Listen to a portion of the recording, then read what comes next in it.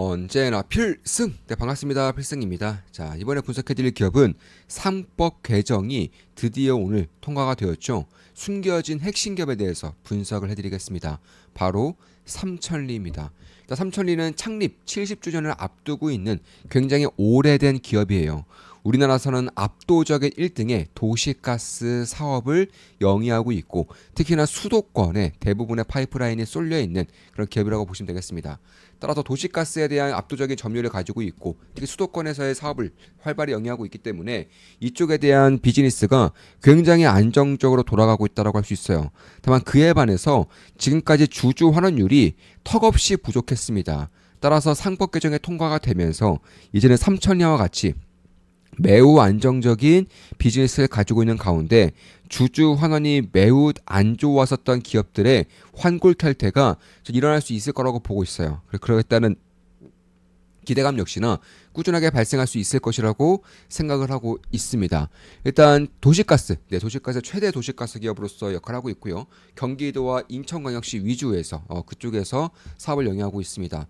특히나 이제 도시가스뿐만 아니라 이제 LNG 발전소라던가 아니면 신재생 에너지라던가 수소라던가 이런 쪽으로의 파이프라인을 계속적으로 넓혀가고 있는 곳이고 사실 이 도시가스는 대부분이 이제 LNG죠. LNG 파이프라인을 운영하고 있는데 이 LNG와 그리고 수소는 굉장히 잘 맞아요. 이에 따라서 LNG 미드스트림, 그러니까 LNG 파이프라인을 가지고 있는 기업들은 수소 시대에서도 굉장히 중요한 역할을 맡을 수가 있습니다. 그래서 제가 봤을 때는 주주 환원만 잘해준다면 압도적인 현금 창출 능력으로 인해서 꾸준한 주주 환원책을 펼칠 수 있을 거라고 보고 있는 것이고 장기적으로 보더라도 수소 시대로 넘어가면서 이에 따른 밸류에이션을 한 번 더 점프시켜서 받을 수 있는 그런 기업 중에 하나가 바로 삼천이라고 생각을 하고 있습니다. 따라서 국내에서는 뭐 단일 기업으로는 최장 배관에 대한 네트워크를 가지고 있는 기업이고 고객 수만 300만 명이 넘어요. 335만 명의 고객 수를 가지고 있고요. 경기도에 13개 그리고 인천광역시 5개 구에 이제 기업 및 고객들에게 이제 LNG를 도시가스를 이제 공급해주고 있는 그런 기업이라는 것이고 최근에 이제 미국 같은 경우는 이런 기업들 대부분이 신고가를 갱신하고 있어요. 이런 에너지 유틸리티 기업들 혹은 이제 LNG 파이프라인 기업들 이런 기업들 신고가를 갱신하고 있는데 그 이유 중에 가장 큰 이유는 AI 때문에 그런 것입니다.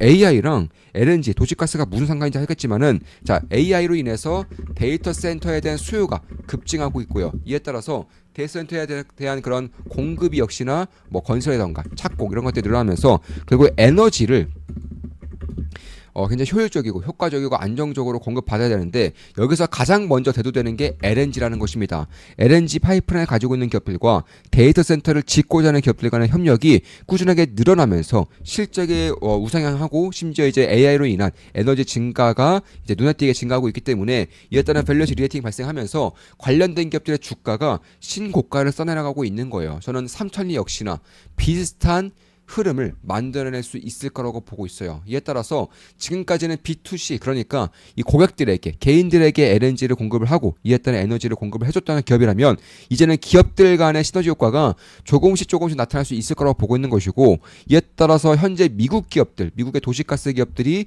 주가가 신고가를 써내려가고 있는데 마찬가지로 삼천리 역시나 이제 대한민국의 그런 B2B 사업으로서의 역할을 충분히 할 수 있다라고 보고 있는 것입니다. 그래도 그럴 것이 국내 최대 규모의 도시가스 공급 기업이 삼천리고요. 그뿐만 아니라 신재생 에너지라든가 혹은 발전 사업 이런 쪽들도 꾸준하게 영위를 하고 있기 때문에 사실 데이터 센터의 에너지를 안정적으로 공급해줄 수 있는 가장 뛰어난 기업 중에 하나가 삼천리라는 것입니다. 특히 삼천리 같은 경우는 에너지뿐만 아니라 금융도 쪽도 하고 있고요. 최근에 이제 BYD와 협력을 맺음으로써 BYD가 수도권 내에서 우리나라에서 판매를 할 때 그 딜러사 역할을 하는 것들이 유통사 역할을 하는 것들이 삼천리입니다. 삼천리 모터스가 BMW 딜러 위주로 했었었는데 최근에는 BYD와도 협력을 맺고 있어요. 이에 따라서 BMW 그리고 BYD 이쪽에 대한 그런 판매량이 증가할수록 역시나 삼천리의 실적이 우상향하는 그런 모습을 보일 수 있다는 것도 저는 밸류에이션 리레이팅 차원에서 눈여겨볼 필요가 있다고 보고 있어요. 그러니까 BYD가 한국 시장의 진출을 가시화시키면 시킬수록 가장 큰 수혜를 보는 한국 기업은 삼천리가 될 수 있다라는 것입니다. 이에 따라서 시가총액 대비해서 2배 이상의 현금성 자산을 가지고 있어요. 이미 삼천리 같은 경우는 워낙에 주저환이 없다 보니까 현금이 넘쳐납니다. 굉장히 안정적인 사업을 영위하고 있고요. 보시면은 시가총액은 약 5,700억 정도 돼요. 그리고 실적 같은 경우는 연간으로 봤을 때 작년에 1,200억 그리고 재작년에 1,400억 정도 섰던 것이고 올해 1분기에도 900억 정도의 단기 수익이 나오면서 굉장히 안정적인 실적의 성장성을 보여주고 있는 것은 사실이에요. 여기에 따라서 결국 주전환율이 워낙에 안 좋았었기 때문에 PBR은 0.2고요.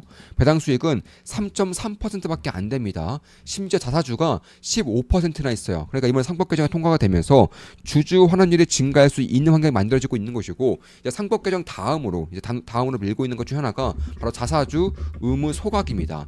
따라서 자사주가 15%나 있기 때문에 이걸 소각시킬 수만 있다면 그만큼 이제 주식의 가치 이제 주당 이제 주가의 가치가 더 시가총액 가치가 올라갈 수 있는 그런 환경, 시가총액 대비해서 이제 주식 가치가 더 올라갈 수 있는 환경이 만들어지기 때문에 그런 부분들도 기대감이 낄 수 있는 부분들은 분명히 있다 이렇게 보고 있는 것이고 따라서 그런 것들을 감안했을 때 지금부터 이제 삼천리에 대한 관심을 가질 필요가 있다. 왜냐하면 글로벌적으로 LNG 사업을 영위하고 있는 기업들의 주가가 굉장히 좋은 것은 사실이고요.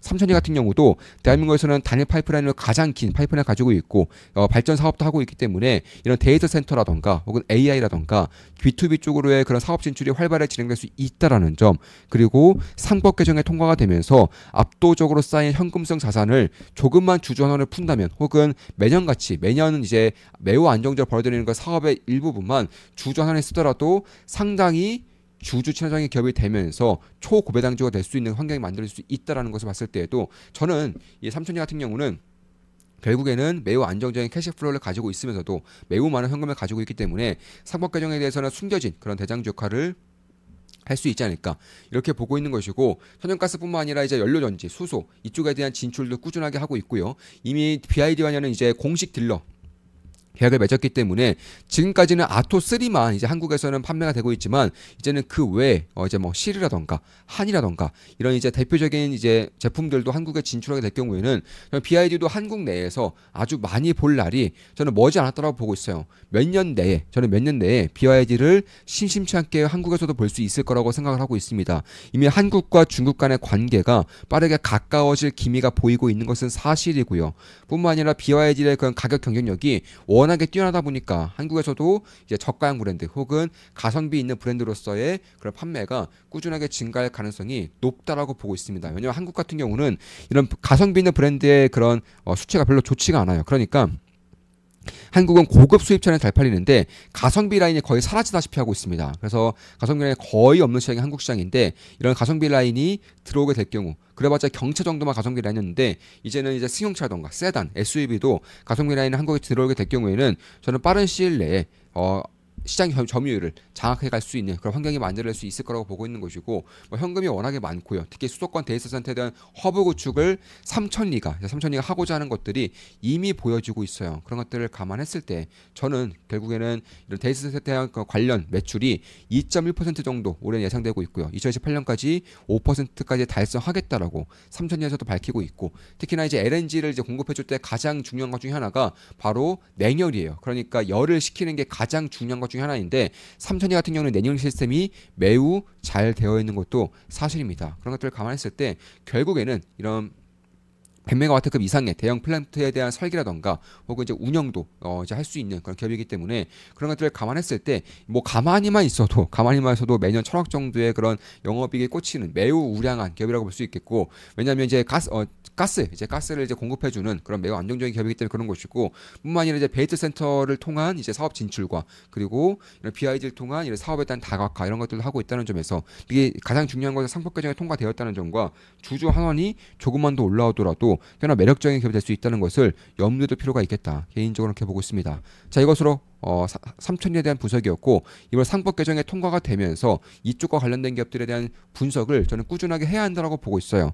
최근 들어서 셀온이 발생을 하면서 상법 개정 관련된 기업들의 주가가 빠르게 하락하고 있는 부분들이 있는데 저는 이럴 때일수록 오히려 더 분석을 좀 치밀하게 할 필요가 있다고 보고 있습니다. 왜냐하면 상법 개정은 이제 막 통과가 되고 있는 것이고 이에 따른 주주 환원율이 저는 반강제적으로 올라갈 수밖에 없는 환경이 만들어지고 있다라고 생각을 하기 때문입니다. 따라서 매우 안정적인 실적에 대한 성장성 혹은 실적에 대한 그런 가시성을 보이고 있으면서도 지금까지 주전원에 처참했던 기업들 위주로 보게 된다면 저는 작지 않은 기회를 발생시킬 수 있을 거라고 생각하고 있습니다. 물론 저 역시 현재로서 삼천리에 투자를 진행하고 있지는 않아요. 다만 제가 투자를 진행한다면 당연히 우리 멤버분들께 실시간으로 말씀을 드리면서 투자를 진행할 생각입니다. 한 달에 42,000원이면 제 매수매도 내역을 실시간으로 보실 수가 있습니다. 필승이었습니다. 필승 구독, 알림 설정, 좋아요는 여러분들께 돈이 됩니다. 필승!